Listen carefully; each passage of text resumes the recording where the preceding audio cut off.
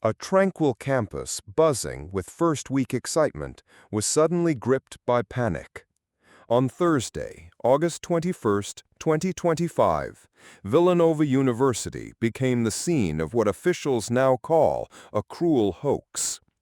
A phony 911 report of an active shooter triggered a massive police response, sent students running for cover, and plunged the community into lockdown, all because of a lie. The timing couldn't have been worse. It was orientation week, and new students and their families were attending an opening mass when, at about 4:30 p.m., a caller told dispatchers that a man with an AR-15-style rifle was inside the law school. Minutes later, additional calls followed, some with what sounded like gunfire in the background, and another claiming someone had already been shot.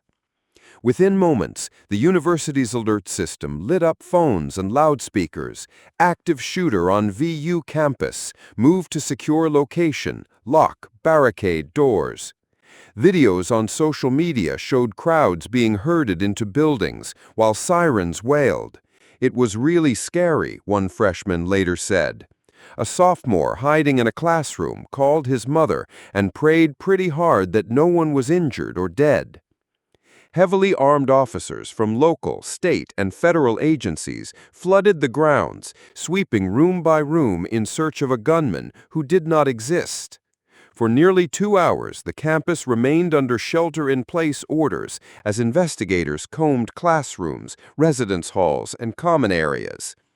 At 6:32 p.m., after finding no shooter, no weapon, and no victims, authorities lifted the lockdown. In a message to students, faculty, and parents, Villanova President Reverend Peter Donahue confirmed the incident was a hoax that had inflicted panic and terror.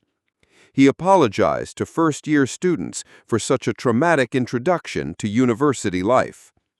This is swatting, a criminal tactic in which someone makes a bogus emergency call to provoke an overwhelming law enforcement response at a specific location.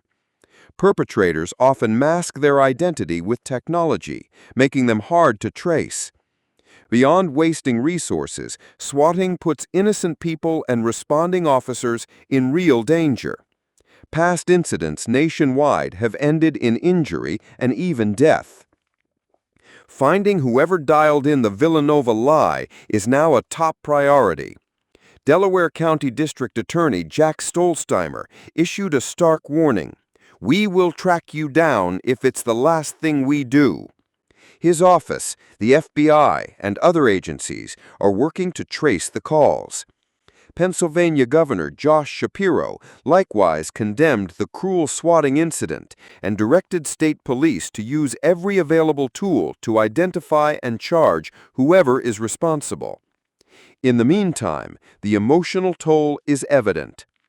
Orientation events scheduled for Thursday night were canceled to give students and families time to regroup. Relief that no one was harmed is tempered by lingering unease. Many on campus say the panic felt all too real. The Villanova scare wasn't the day's only false alarm. Hours earlier, the University of Tennessee at Chattanooga went into lockdown after a similar bogus report.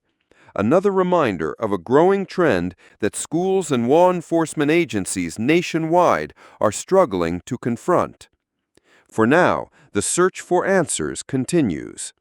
Investigators will pore over phone records, digital footprints, and surveillance footage, determined to unmask whoever turned a place of learning into a scene of fear. Officials promise accountability. The community hopes for closure.